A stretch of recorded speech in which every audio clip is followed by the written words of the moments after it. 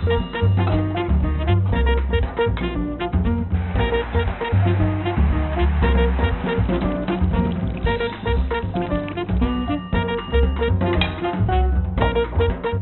today, we got a special edition of Chopping It Up with Buck. Usually we talk about what we're going to do next time. Well, this time, if the weather holds off, we're going to have a cigar with my man, the legend, the myth, from University of Texas by way of Cleveland Browns, San Diego Chargers, the Arizona Cardinals, but everybody kind of remembers you from the Cleveland Browns, right? I was about to say, you don't have to mention all yeah. Hey, no, but you make plays everywhere. My man, Eric Metcalf, has decided to join me, and he's a big cigar guy, so I had to come outside with the Partagas and a little bit of Elijah Craig. Okay. Welcome to the show, Chopping It Up, Eric. How you doing? I'm going to go with a Monte Cristo. Ooh. And a little Abalor. Ah, I got it. Yeah. Well, man, we've been talking about doing this for a while. I check you out on social media. I've known you for a long time. I was in camp in Cleveland for a year, got the hell out of there after they cut me and ended up playing 4 years. You had a great career there. But I think we go back before that. Played with a lot of guys at the University of Texas that I knew. And I always tell people, when I call games, I have this vision in my head, and I'll call it the Bayou ability. Guys that get by you, a guy that can go in a walk-in closet and get out with all his clothes on, with 11 people in the closet. Right. That vision comes from you. Tell us about that, because you make a lot of people miss in your life, and I think guys are still trying to tackle you to this day. Hey, man, if you the real of it is from the day I started playing football, and I love playing football. My dad played in the NFL, and so I wanted to be like him. But from the day I started playing football, I knew in my mind I did not want to get hit. so you know, and people like, he don't want to get hit. He's scared to get hit. You're damn right. I don't want to get hit.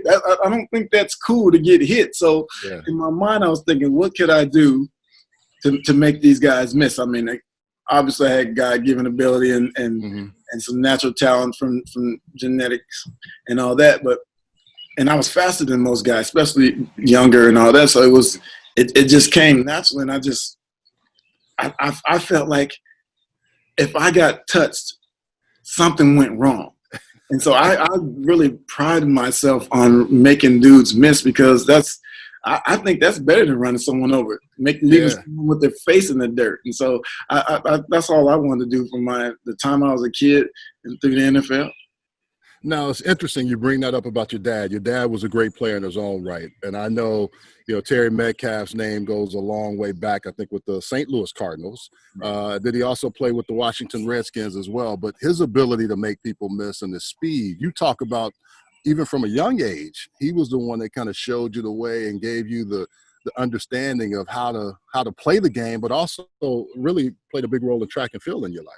Well, what's funny is that, especially when I was young, my dad never really talked to me about football and what I did on the field. He always wanted me to go out there and kind of learn for myself. I mean, there were little pointers he would give me, but he would say, you should do this, you should try this or that, just because he always felt like that's what fathers who are trying to live through their sons do.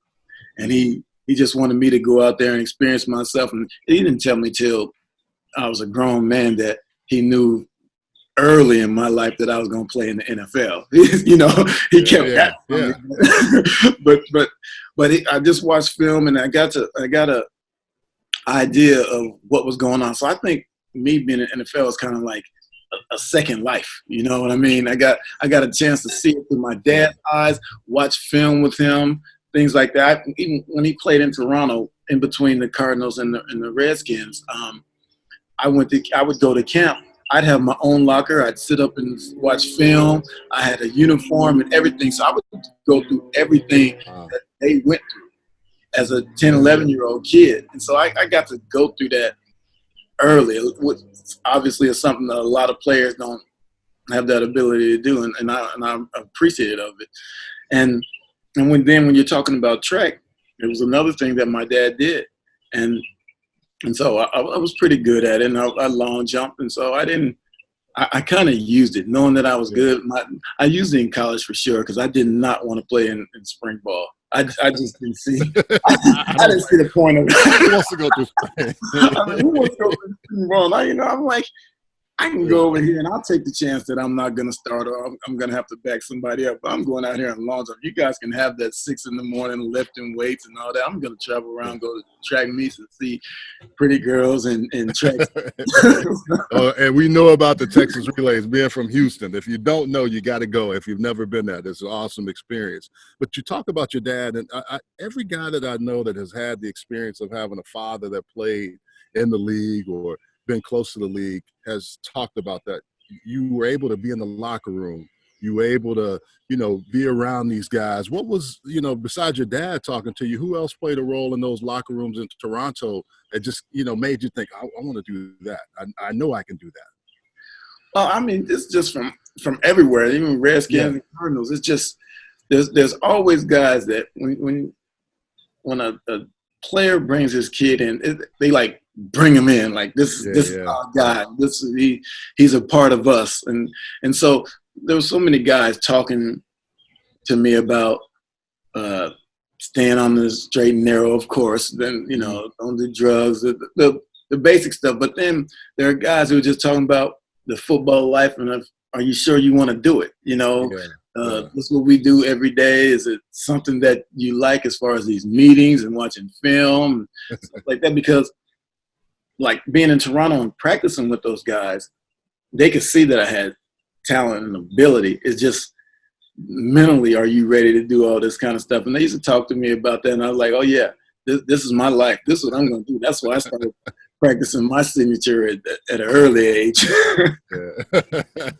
Well, it's interesting. Your dad was with the Redskins. Your mom was in Seattle. So you went to high school early on in Seattle and then Washington, or was it the reverse? Yeah, Seattle first. I grew up in Seattle. I went to O'Day High here in Seattle for 1 year. And then I moved to Virginia when my dad finished with the Redskins for my last 3. And it didn't have to be that way. I would have stayed in Seattle if the varsity coach would let me play varsity football as a freshman. They had a thing. They wouldn't let freshmen play. And, I mean, I was 13 years old. I was a young dude, and I was small. I was 5'2", and I was 13 years old as a freshman. And they wouldn't let me play, but I thought I could convince them to let me play. Yeah. It never happened. So I ended up playing freshman ball, which I only played 5 games against 3 teams, which really upset me because of my age. I could have played Little League with my friends again. And still got 11 games and won another championship. and so when they didn't let me play, they wouldn't even let me play JV. Wow. I told them, I promise you I won't be here next year. I'm out. Because my goal, even as a youngster, was to somehow play football in the South.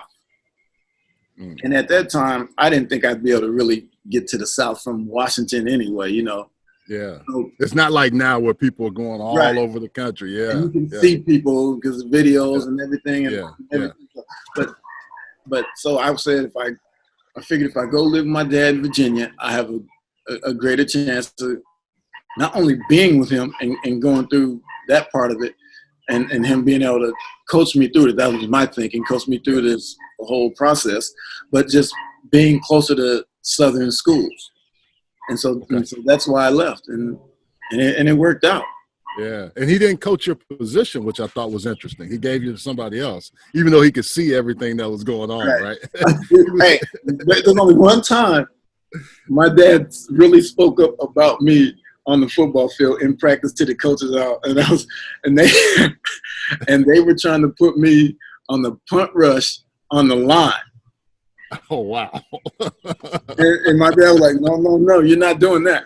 He was like, we're not having that. They're gonna try to kill him out there. They're gonna try to hurt him. Right? No, you're not doing that. Yeah. Not let them do it." Well, he knew, being a punt returner himself and a guy that was having to play special teams, he knew the difference of where you needed to be. Right. It's interesting you talk about your dad and not really coaching you much, but you were going to Miami. You wanted to go to the Hurricanes. and you had committed there, you were excited. He didn't go on that trip with you. But when you guys went down to the Texas A&M game, which is huge, even though those cats don't play, and that's a whole nother subject we can get into, he told those Texas coaches after A&M kicked their butt, y'all need Eric. How do you know all that? Man, I do my research, man. I do my research. And I love that story. Tell us about that, and tell us about your changing from Miami to the University of Texas. First we'll start with my dad on the visit. And it was weird because it was actually during the game that he said it. They were getting drugged from start to finish. And so I was standing next to Ken Daz, who was the director of recruiting at the time, and my dad just looked at him and said, "Oh, y'all need my son." And then I looked at him, and that's how it was. And I looked at him like, "Oh, he must think I'm kind of good," even though he's never really told me. Yeah, he knew, but he wasn't gonna tell you, so your head And so, and I love to visit at Texas. Obviously, I end up going there, but I think going to Miami on a visit at 17 years old, I wouldn't even turn 18 until the next year, January. Within 2 hours of the trip, I committed. And I'm like, I'm in. I'm good. This is where I want to be. I can do this. I can make this happen. And it was funny because even going there, their track program wasn't very good. So I would kind of be giving up track to go there. And I was like, having so much fun. I'm like, yeah, I'm in. I can do that. I can do, because football was my thing anyway. My mom and dad, they weren't having it. They're not having a 17-year-old kid go down to Coral Gables and be on an episode or two of the U, acting a fool. And so then I told them I won't go to Miami. But I didn't tell Miami till signing day. I'm not going there. But I told my parents I won't go to Miami, but I'm not going to Notre Dame, because that's where they wanted me to go. I've been going to Catholic school my entire life, and I was like, I can't do that. And then thinking about it, I was like, track still needs to be a part of this, and who wants to be indoors running track in Indiana or something like? So I wasn't really. Even though it was a great program, it wasn't for me, and so I opened up recruiting again. And so I didn't sign until like 8 days later. And so coaches started coming back to visit me, and I don't know where they got scholarships at that time, a week later, but back in the day, somebody got it pulled. But Coach Akers came in, and he flew in. He was like, "We want you to come." And I was like, "Okay, I'm in. I can do this." That was my at the time. Wow, that's cool. Well, we're going to take a short break and be right back. We're chopping it up with Buck. We'll be right back with Eric Metcalf.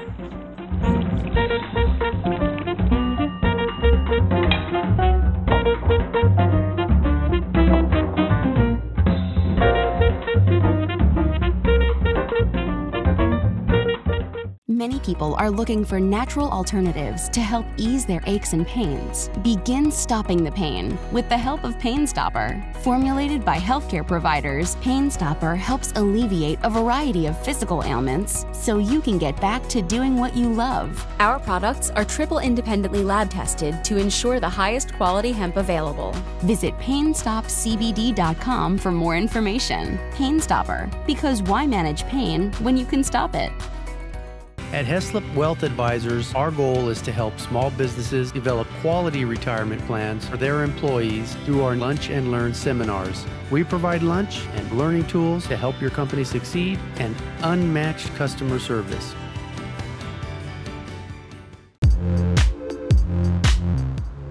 We're back with Chopping It Up with Buck. I've got my man Eric Metcalf, and we were talking about University of Texas. It's interesting you went there. Kerry Cash, who I played with in Indy, the Cash twins were there, Johnny Walker. I didn't like Fred Akers. Akers, I like Tommy Rayo a lot, and they almost had me. But for some reason, I was able to get out west, and I would have either went to Texas or Texas A&M if I'd stayed in Texas. But you had a great experience there. 87, you were the Southwest Conference Player of the Year. You ran track. I'll say it again. If you have never been to the Texas Relays, I will guarantee you South by Southwest is cool, ACL, Austin City Limits is cool, but the Texas relays, off the chain. You got to do it if you've never done it. Eric can attest to it too. Pin relays are great. All of them. Yeah. But even if you don't like track, exactly. But what was it like playing on the 40 acres? I mean, everybody talks about being a Texas player. I got Brian Jones coming up in the next few weeks. He told me to tell you hello, you guys. He left UCLA to go to the University of Texas. Tell us about Texas and that experience of playing ball there. I mean, I think it's a wonderful experience, and of course, Google, a great amount of tradition and everything that comes with being there. I mean, and so it was fun. It was just like I expected it to be, playing big time football. Other than we didn't win very many games. Yeah. So that's the tough part. I mean, the way these guys, not in the last few years, but like Vince and those guys during that time, I can't even imagine. Oh man, what that would feel like to be the star at Texas. Because I mean, I won 24 games in college in 4 years. 24 games. Okay. It's not very many, and especially not supposed to be one of the top Power 5 schools in the country, right? In football, and so the experience was great. I would choose Texas all over again. I would just hope to win more games because that would make it even more fun for me. Yeah, and I mean, even in that conference, you were making people miss. I think guys were always talking about not being able to tackle you.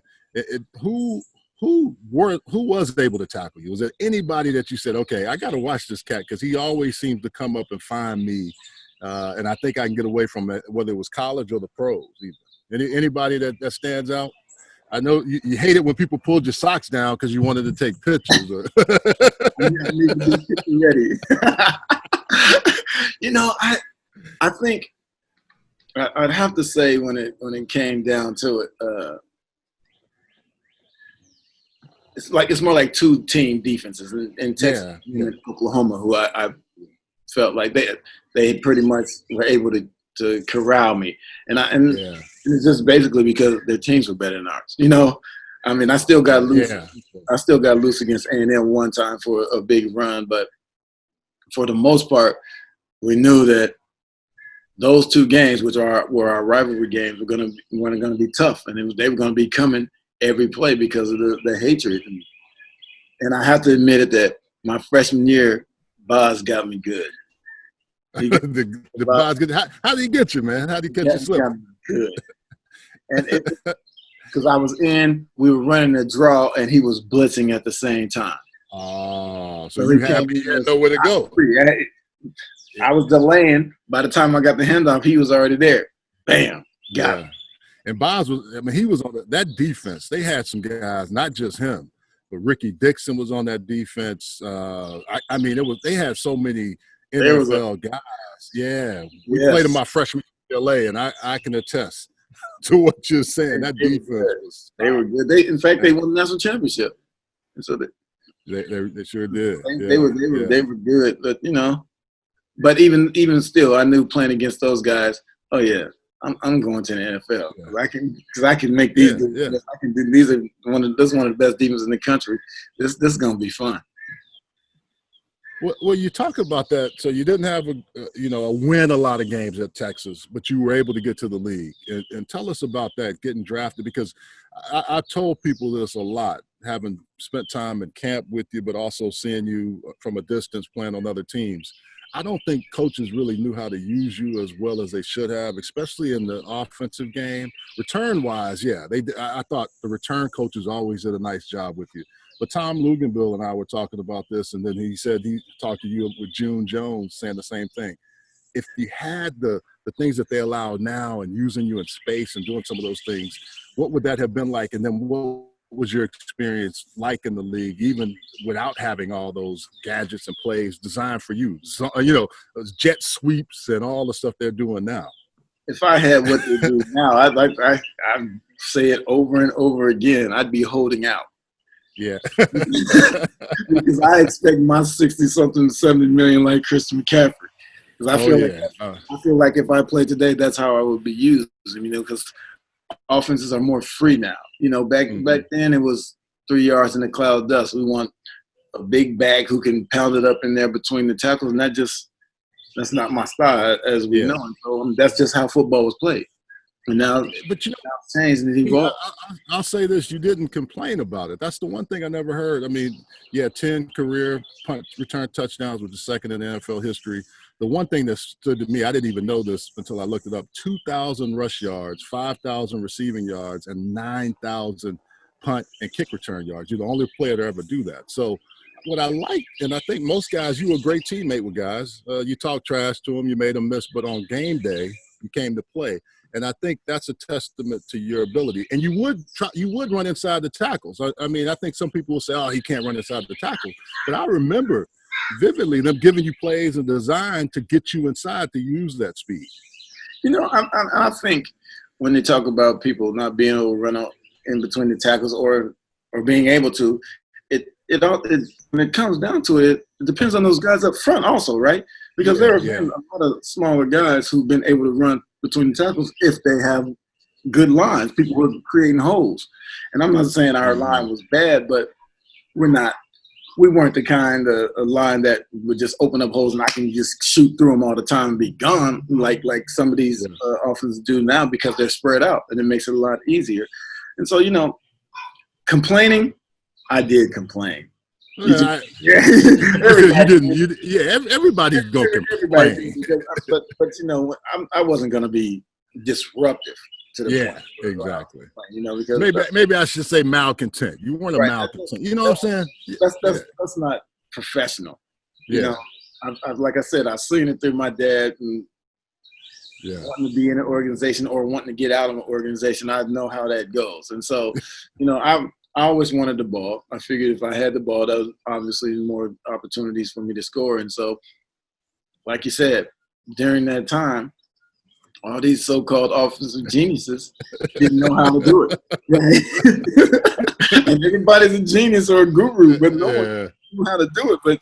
But these guys now, and I think the guys back in the day knew the same thing that these guys know. Just people are more free to do it. You know, they're more free to go empty sets. They're more free to have a smaller back and move him around and do things like that. And so it makes for an exciting game, and it makes for a game that I wish I could play in. Yeah.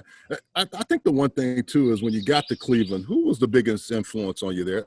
Cleveland is a great place to play football. I'm not going to lie. The fans love you. It's just a good town for football, sports in general. But who was the biggest influence of the guy that you got the closest to while you were in Cleveland? Well, there was a bunch, but when I first got there, I held out, of course, and didn't go in until with one team game left. Mm-hmm. And so they were getting out of training camp, and so Reggie Langhorne took me in. Had me stay at his place. He said, you can stay at my place until you find somewhere to stay, which is kind of ironic, because when I came from minicamp after being drafted, he said he didn't like me.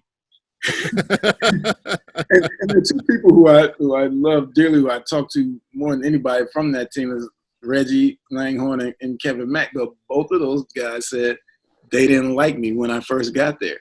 It was cool because I was a first rounder and all that kind of stuff, but it wasn't that. I had to keep telling them it wasn't that. It was I expected to be there. You know, so Reggie, I played with Reggie in Indy.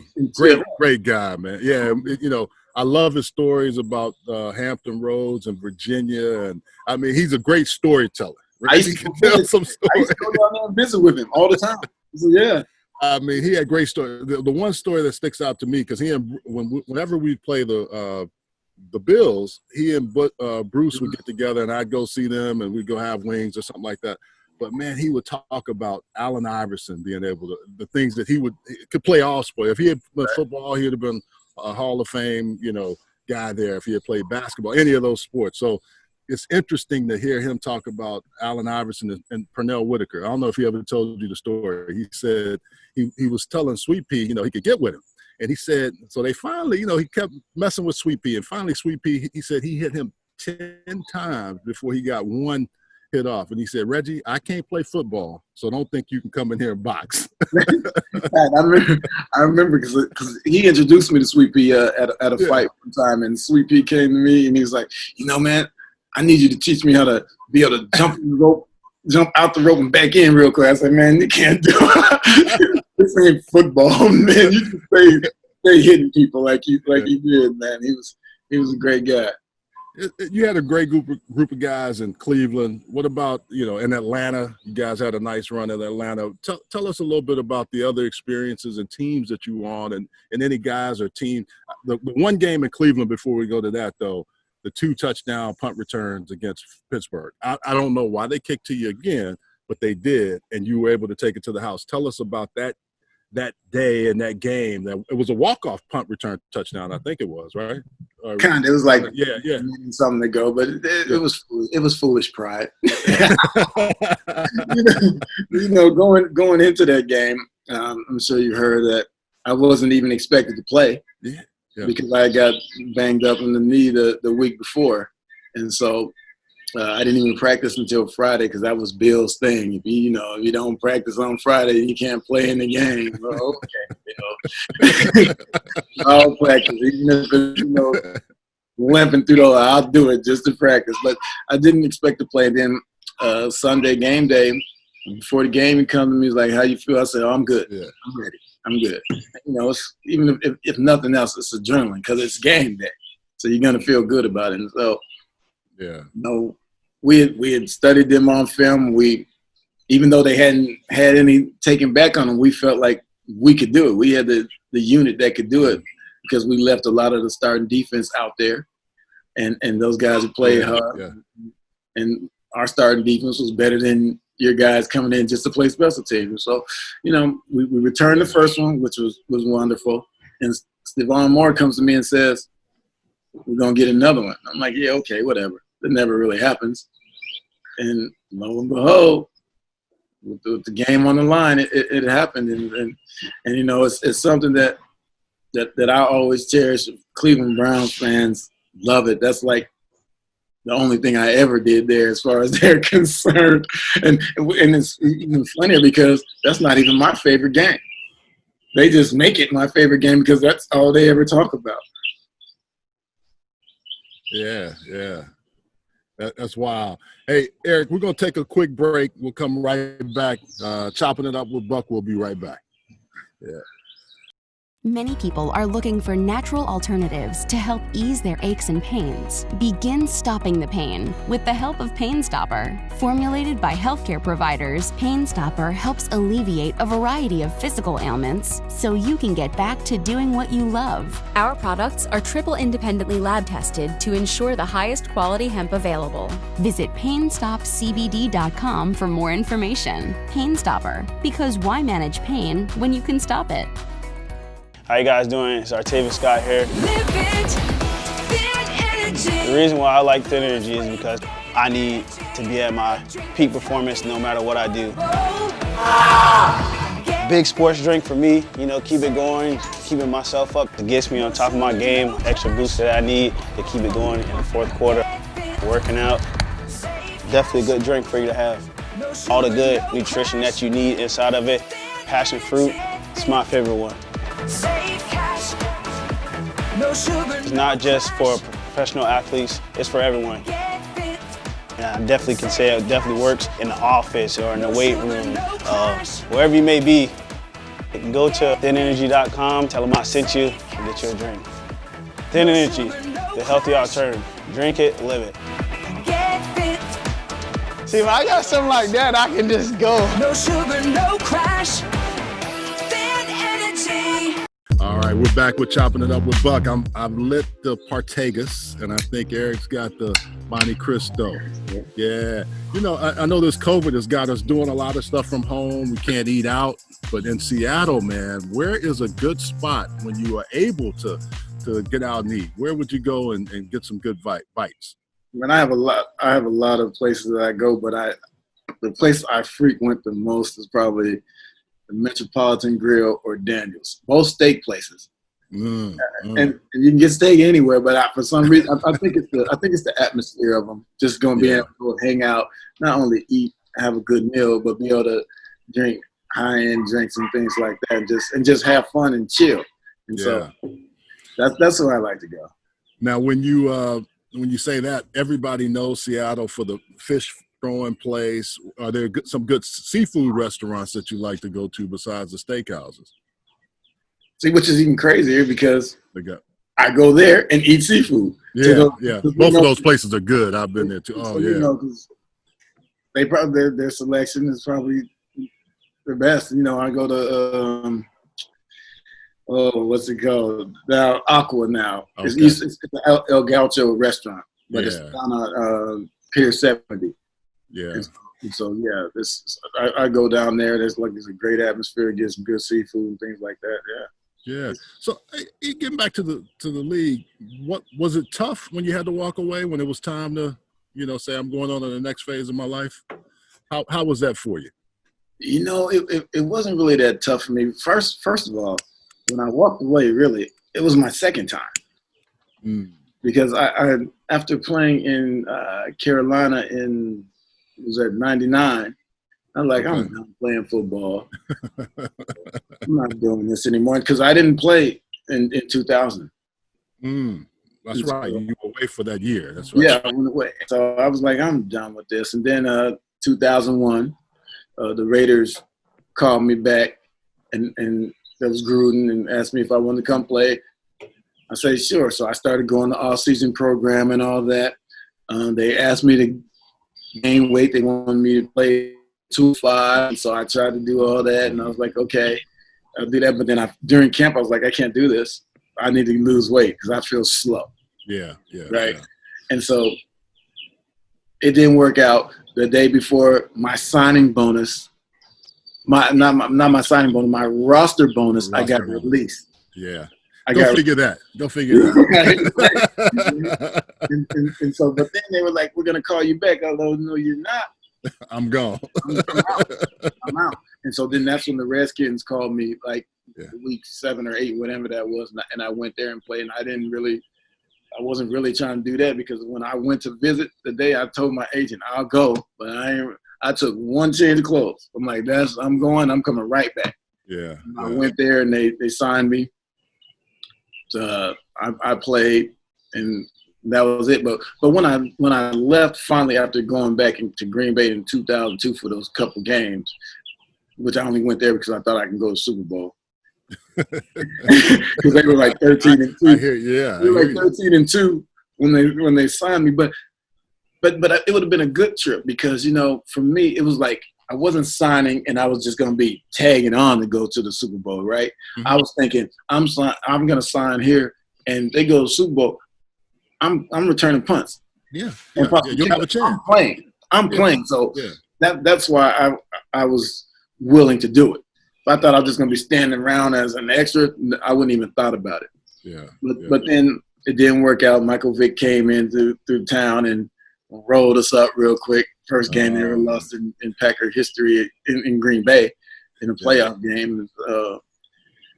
But when I left that time, I was like, I'm out. I'm not even going to try. I don't want to talk to nobody about it.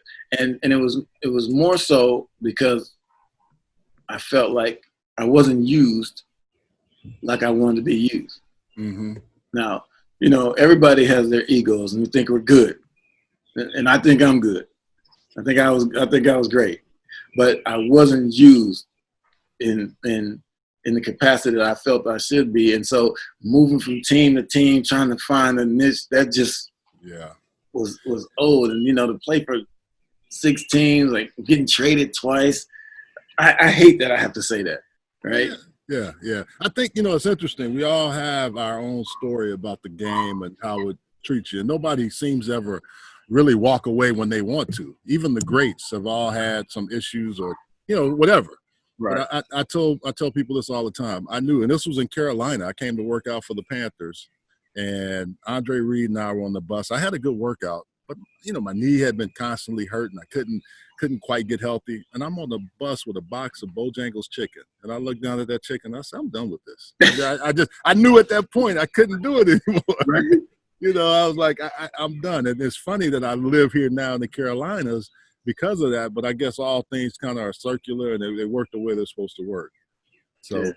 you know, thinking about that post-career, I know you coach track and field at the University of Washington. You've had a chance to do other things. What has been the most rewarding thing for you and the thing that has kept you going since you, finished playing football? I think, I coached high school football at 2 high schools here, a couple years at each school.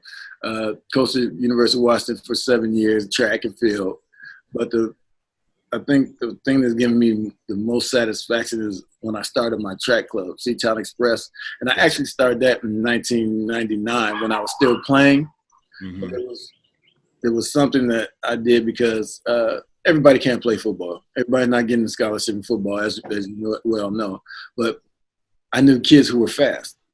And so I started an all-boys team on high schoolers because my goal was to get those guys to college on somebody else's dime. Mm-hmm. I love it. And I had enough track knowledge where I could help them. So we started out with like 11, 12 guys, and they were good. I then later brought on girls, and like all the best athletes in this area started coming to my track team, and people just started going to major colleges and doing things. So I think that's the most rewarding because I was able to help these kids who might not have gone to college, especially the boys, might not have gone to college if not for track and field. You know, Yeah. So when you can help in that respect, you got to feel good about it because people who are already in college or doing things and you help them, okay, you're helping them, but they've already accomplished something. I'm trying to give those guys who might not never do anything an opportunity to be successful. Yeah. Well, Eric, we're going to take a quick break. We'll be right back with Eric Metcalf on Chopping It Up with Buck. Many people are looking for natural alternatives to help ease their aches and pains. Begin stopping the pain with the help of Pain Stopper. Formulated by healthcare providers, Pain Stopper helps alleviate a variety of physical ailments so you can get back to doing what you love. Our products are triple independently lab tested to ensure the highest quality hemp available. Visit PainStopCBD.com for more information. Pain Stopper, because why manage pain when you can stop it? All right. Woo, this Partagas is really good. I got to talk to you a little bit about the cigar game. I follow you on Twitter, and if you don't, tell people where to follow you on Twitter so they can see what you're smoking or what you're thinking about or what you got in your hand. Eric Metcalf 21 is real simple, and you know, I got into smoking cigars. It's even crazier that it's gonna blow your mind. When I don't know why, but when I was at the University of Texas, mm-hmm. something about Swisher Sweets I just liked, and I didn't smoke them back then. Yeah. I would just hold them in my mouth, and I liked the taste of them. And I'm like, this is kind of cool. I should probably smoke this, but I never did. In college, I didn't smoke, I didn't drink, I didn't do anything. I was trying to, get, but and I just love the taste of it. And so obviously someone comes to me from the university and said, you need to start walking around campus with these sweets in your mouth. Because they're thinking you smoking a blunt or something. Yeah, I got it's not a good look, right? And everybody who knew me knew I was on the straight and narrow. Yeah. You know, but they just like, it's not a good look, so I stopped, of course. Yeah. But once I got back into the NFL, I got to the NFL, I was like, I can get cigars. I can just got a fun. And I just started smoking them and just started collecting them. I got like cigars that are probably over 30 years old. Yeah, and I think the thing is, I didn't start smoking until I started playing golf. And I really didn't. I was still a novice. I would have one, that's pretty good. I don't like that. But a guy that I met really told me how to find what you like. And I don't do it a lot, but man, when I sit back here and this COVID has really made it even more so where you got a lot of time to think. That's how this show came up, actually. because I wanted to do something where I could get guys on that I knew we could talk about our lives and what was going on with us. And then when we get through this, we can actually be somewhere in a cigar lounge or in a place, a restaurant where we could have, you know, appetizers and just chop it up. And that, because to me, it's the barbershop, but it's we know what we're talking about. Right. Exactly. Yeah. And so, you know, I went the first time I got Cubans, I was over in St. Bart's, and I was blown away by the Monte Cristo. I think it's one you're smoking and maybe another brand. And I was like, man, what is this? Got some more, was able to bring them back. That's when you weren't supposed to bring them back. I was worried somebody was going to take them. And ever since then, I'm like you. I've collected them. I've got, you know, people will send them to you like, hey, try this. It's really cool. And the conversation you have with cats, the people you would never meet, you go in, maybe doing business or just sitting there talking, and the things you can learn and with these sticks, because it takes time. It's not one of those things you're going to rush through. Right. And, you know, it's crazy that, like you're saying, there's people that go to a cigar lounge and you sit down and you don't know them, but you end up talking to them. Yeah, yeah. And because you're there for the course of an hour or two at least, smoking, having a drink or what have you. But then you think about, if I didn't have this cigar sitting next to me, would this guy talk to me somewhere else? Right? That's true. Yeah.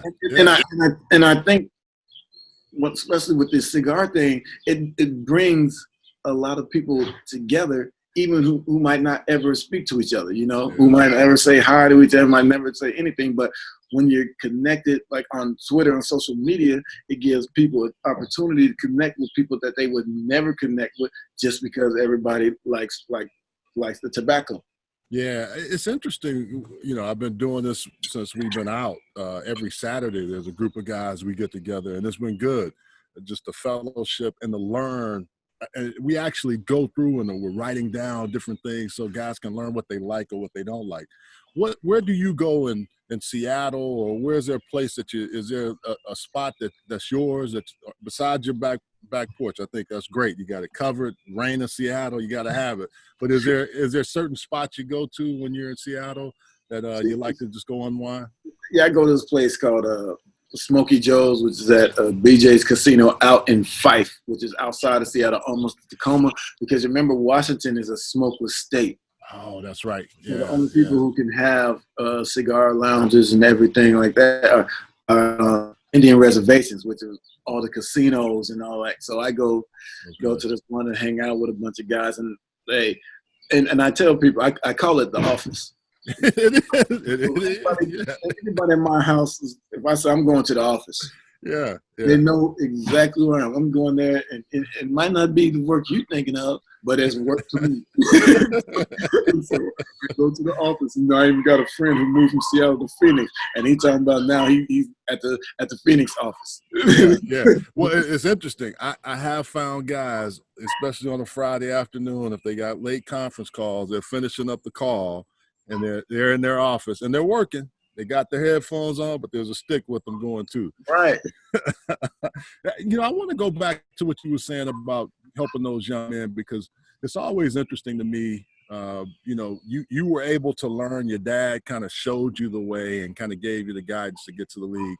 What has that been like for you, and how rewarding has it been for those young men to come back and tell you, Coach, if you hadn't have done this, I don't know if I'd even got to school. I don't know where I would be. That's funny that you said it to me, because this probably a couple months ago, obviously now, because I was out with some friends and my wife. We were just hanging out, having some drinks and everything, and a kid came up to me, and he's like, he was looking, he just kept looking and say, "Coach Eaton?" I was like, "Yeah." And he's like, "I'm Lloyd." He was telling me, I'm big into real estate, all this, and he said, "You know what? You saved me. I probably wouldn't have never been here if it wasn't for you and that track team." And so that's rewarding me, because, you know, like I said, a lot of these kids, they probably would have never gone to college if not for that track team, because they might not have found the straight and narrow. And then I also think there are times that some guys have talent and they're able to do things, but they don't really respect the guys who are teaching them or coaching them or what have you. And so they don't put everything into it because they're not really listening to the guy who's trying to give them knowledge.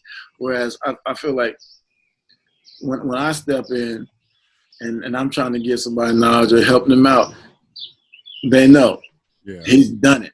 He's been there. And so if you can't respect me for what I've done and what I've accomplished because I've been able to stay on the straight and narrow to get to where I was, then you're just playing silly. Yeah. So I just like the fact that I can go in, talk to guys, tell them you have a future in this. It might not work out to the highest level, but get to college. How are you going to go to college if you don't get a scholarship? Yeah. And I just like the fact that I was able to play that part. It's a lot going on in the world right now. George Floyd, the young man in Minneapolis that met his demise, unfortunately. I didn't realize the other day he went to Jack Yates High School, which he was younger than us. Oh, you tweet that? Yeah. I did not know that, and he was from Houston, where I'm from. And I've had that conversation with my son, who's now 26, going on 27 tomorrow, actually. But I think the thing is, I don't think people realize the things and the conversations we have to have with young men like you're coaching or family members or people, because you just want them to get home. I mean, that's really all it is. You're saying, hey, do everything you can because you might get stopped. And generally, we have been in those positions. You might get pulled over for this where you've done nothing. But I just want you to get home. Tell us a little bit about that, because I know we were going back and forth on that. And it was so sad to see this young man lose his life like that. Right. And I'm glad you brought that up about the having the talk, because my son, who's now will be a redshirt sophomore at ASU playing football there. For Herm and those guys, yeah. Right. Yeah. He's 6'4.5". He plays receiver. He's 6'4.5". But when he was in high school, London Fletcher and CBS came out there to interview us about this, because they saw this big old story. His team kneeled back when everyone was kneeling with Colin Kaepernick. They were at Sports Illustrated and all that for kneeling. But a newspaper did an article on me and my son about the talk, right? And I thought it was cool, because what I was saying was that I remember when the talk was about sex, condom, and that kind of stuff. But now the talk is how do you handle it if you're stopped by a police officer? And unfortunately, and it's a little different for my son, and that's why I was really into this, because he was 6'3" in high school. Yeah. And he's young, but he was driving a Dodge Challenger. Okay. And so when he gets out the car, or if they tell him to get out the car, and he gets out at 6'3", he's gonna be towering over those guys. Yeah. Right. And now, I was fearful, And so so with that in mind, I wouldn't even tint his windows until he got to college. I wanted you to be able to see him, because it's unfortunate that we have to try to protect our sons like this as black men, but we got to do what we got to do to get them through, because and because bad things happen. We just don't want them to happen to us. Yeah, and you bring up a great point. My great grandfather, in Third Ward in Houston, who he was well known in that Houston area in the Third Ward. My great grandfather, and he would have conversations with me about that. And I remember I was a little kid. Now I'm going to have potentially the same conversation with my son, my daughter, and their kids. And that's the part that just kind of blows me away when you think about it. And I think people that want to know. And when you play in locker rooms, you get close to guys, they understand. They look more than just at our skin. They look at us as like, hey, man, and we do the same with them because we don't know them. But if you understand a dude's heart and understand it, that's where you really, we're able to have conversations. We can disagree on stuff, but come back to, okay, we're still cool. I don't agree with your side of it, but we're cool. Right. And so, it's crazy that in 2020 that we're having to go through this. You know, I agree. I agree. We've come a long way, but yet we've really gone nowhere. Yeah. Well, and I'm sure your dad has some great stories to tell and things that he's gone through in his life because, you know, he's lived through that. And played in St. Louis. Oh, yeah. And played in St. Louis, so yeah. Hey, that might be a whole nother chopping it up. But I did want to talk to you about DK Metcalf, who's your cousin, and his dad, Terrence Metcalf, played. And then your son soon to be at that. I mean, it's just, y'all get to the league, huh? If you want to pass to the league and understand, you better come through the Metcalf clan. So with DK, I'm not sure. We're not sure if we are cousins. I mean, we could be, but it would be probably down the line. Yeah. So we don't know. I mean, my grandfather was from Arkansas and they're from Mississippi, so there's a chance, but nobody knows for sure. So I don't just say, oh yeah, he's my cousin. Well, y'all cousins, man. You know why we are? Because he's good, so we're gonna claim it. Hey, and he's right there in Seattle. Right. I'm glad to see the success he's having at an early age. And you've spent some time with him, right? You guys have had a chance. I've never spent time with him. I've never even talked to him, to be honest. I've never even talked to him. My son does.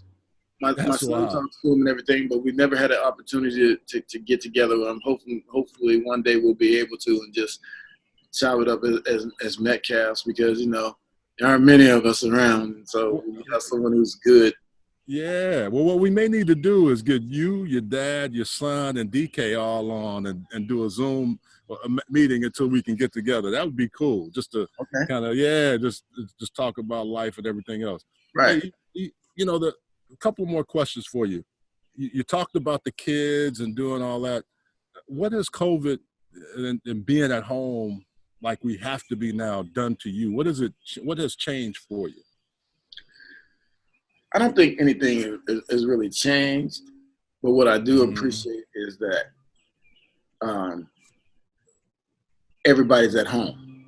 All my wife and all our kids are at home, which probably wouldn't happen if not for this, because my son would be down in Tempe training.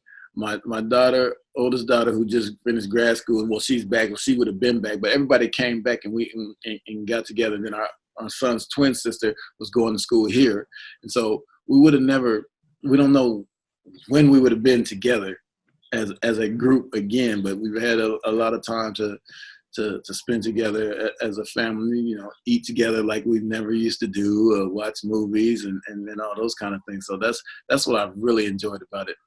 Hey, E, we'll take a quick break and we'll be right back with Chopping It Up with Buck. All right. How you guys doing? It's Artavis Scott here. The reason why I like Thin Energy is because I need to be at my peak performance no matter what I do. Big sports drink for me, you know, keep it going, keeping myself up. It gets me on top of my game, extra boost that I need to keep it going in the fourth quarter. Working out, definitely a good drink for you to have. All the good nutrition that you need inside of it. Passion fruit, it's my favorite one. It's not just for professional athletes, it's for everyone. And I definitely can say it definitely works in the office or in the weight room, wherever you may be. You can go to thinenergy.com, tell them I sent you, and get you a drink. Thin Energy, the healthy alternative. Drink it, live it. See, if I got something like that, I can just go. No sugar, no crash. Thin Energy.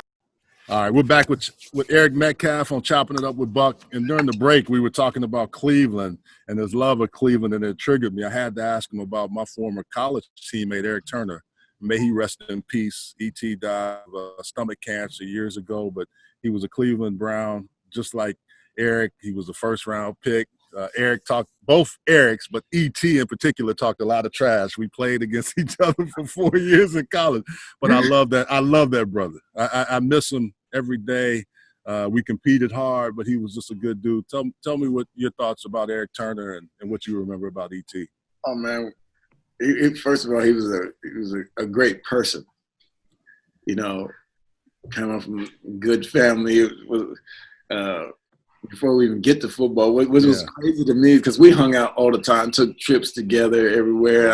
I even still talk to his brother Art all the time. Yeah, Art played at University of Washington. Right. Know Art from way back as well. I gotta get in touch with Art. I'm glad you said that, man.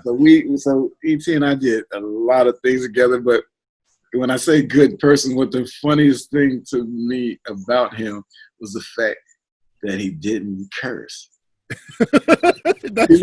That's true. Yeah. But he thought he was tough. That's true. And I have to tell you this story. Okay. I have to tell you this story because one time we're driving around Cleveland, and it's a Tuesday, so off day. Yeah. We're going to hang out, have lunch, and shop and all that kind of stuff. And somebody cuts him off on the road. And so he's upset. He's upset. And, I mean, how do you have road rage if you don't cuss? And so I hate to say it, but he actually follows the person. They pull up in the cleaners and all that. And he gets out the car, and he's yelling at him. And he's just yelling at him, but there's no curse words coming out. I can see it. And I'm laughing. I'm just laughing. I'm like, how tough are you really, man? When you and laughing and looking, he gets in the car and he looked at me and said, I should just had you do it. That's too funny. Oh, man. That was my dude, man. He was a great football player, for sure. Oh. But like I said, yeah, I mean, being a better person is more important to me. And that's what me, him, and Roman Pfeiffer, Reggie Moore also, but those three, we would go to parties. And when we started dancing, Eric had the loudest finger snap. My wife still talks about that. You could hear him. I'm not lying. You could hear him snap his fingers because he wouldn't drink.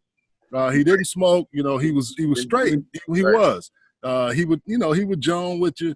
But, man, when he would start dancing, you could be – it seemed like a mile away you could hear Eric Turner snapping his finger. And we laugh about it to this day because we used to go to those pool parties in L.A.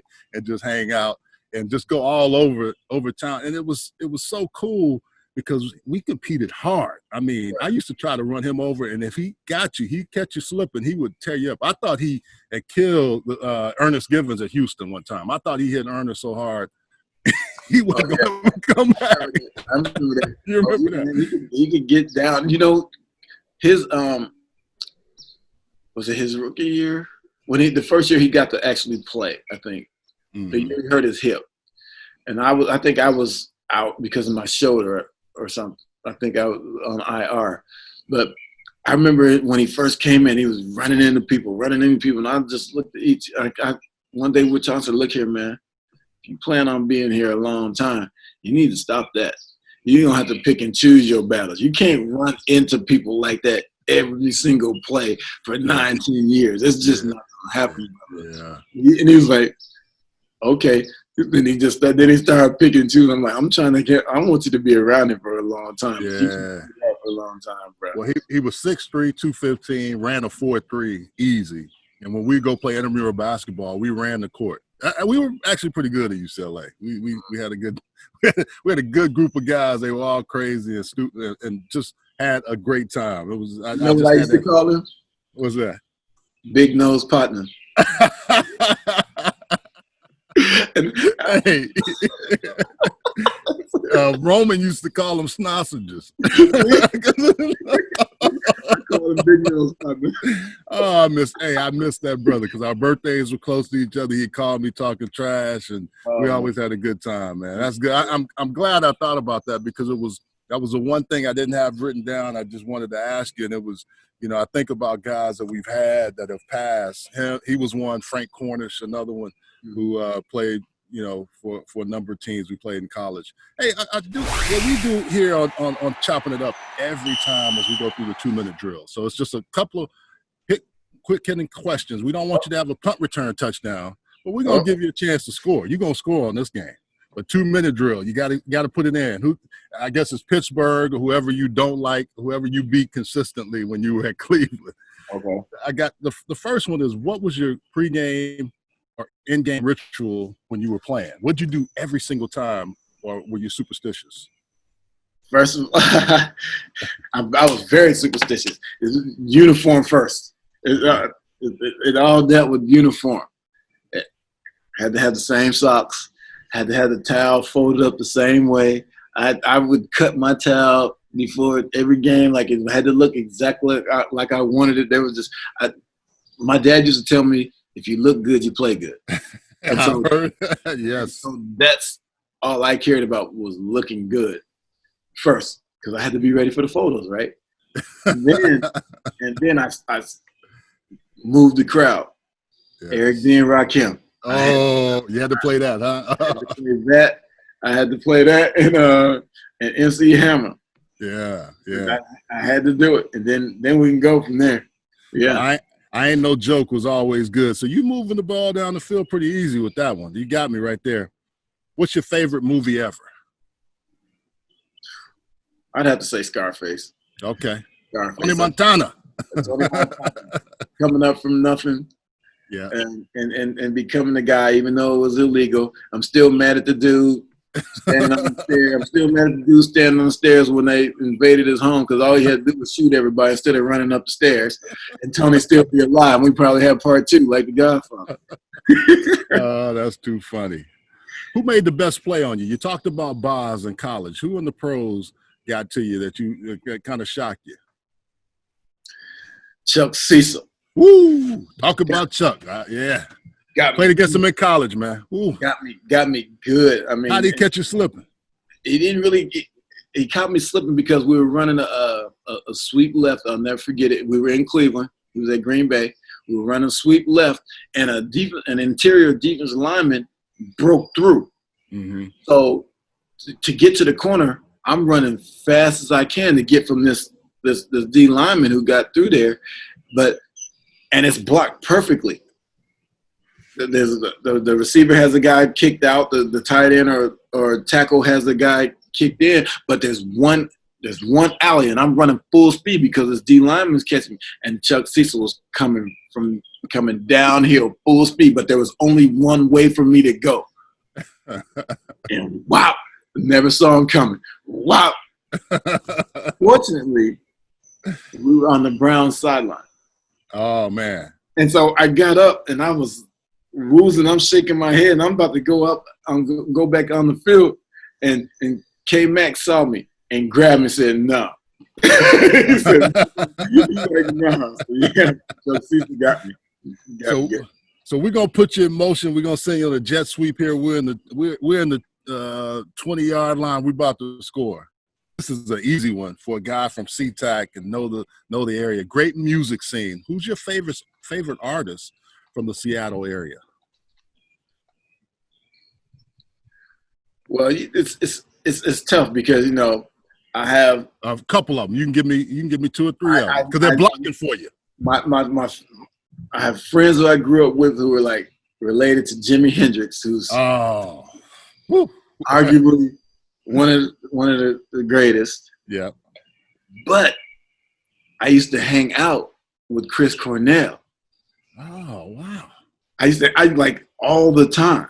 Because we had a mutual friend, so we used to just hang out. Like my friend owned a car dealership, so we would go to his car dealership. We would just sit up in his office and hang out, like all day during the day. And so I'd have to go Jimi Hendrix and Chris Cornell for sure. That's the cool thing about Seattle, and of course you score, and we got to talk about this. That music scene is so crazy up there. I went to school at UCLA, but I know. Seattle, you can add somebody else. We got a 2-point play. Let's go for the 2. You got to go for 2. Yes. Yeah. Mix a lot. Oh yeah, I was just getting ready to say that, but you have to have mix a lot. And we went to the same boys club and everything growing up, so I can't forget Anthony.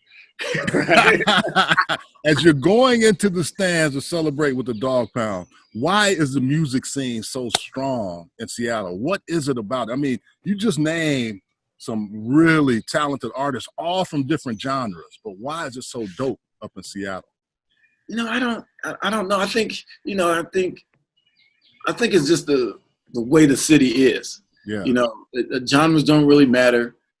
Color doesn't really matter. People just it's West Coasters. You know how the West Coast is. People just do their thing and it's carefree living. Yeah. And I think that's what it is. Is people know they can come here and make music, hang out, drink, some smoke.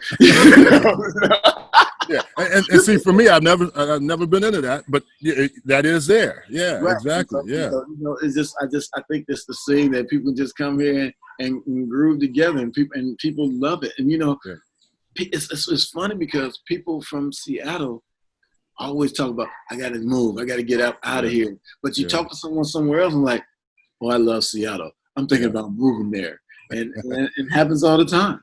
Yeah. Now, I'll say this. I love Seattle. I don't know if I could put up with the rain, but what I tell people all the time from a football perspective, you need to go to see a UW game. That stadium is off the chain. I used to love playing there. And then Seattle, their stadium, the Seahawks, the 12th man, the Quest Field, if you do that in a weekend, because people down south always talk about how tough, how loud the crowds are, this or that. Those two places are the loudest and can be the loudest. And when they're really playing well, it's even more so. They love football up in Seattle. Now I'm going to shock you. I've never in my life been to a UW football game. Wow. That's that. Well, it makes sense though. You weren't in. Yeah. Never. And then I've been to, other than playing against the Seahawks, I've been to 2 Seahawk games in my life. Wow. Yeah. One was the very first game they ever played in the Kingdom. Against the St. Louis Cardinals, so I didn't like them from day one. Yeah, I got you. Day one. And the other one was just a few years ago. My kids wanted to go when the Browns came. Okay. Johnny Manziel was on the team, and so we went to that. Yeah. That's it. That's it. Well, man, hey, it has been so good catching up with you, brother, and we've enjoyed the time. We got to do it again. I think once we're out of this, and I come out your way, you come mine, we'll definitely get a stick. Oh, for sure. Something to sip on a little bit, and we'll do it again. We'll chop it up with Buck live. So I appreciate Eric Metcalf. Hey, join us next time, and this is what we do every time we're here, chopping it up with Buck. Appreciate you, bro. All right, man. Thanks.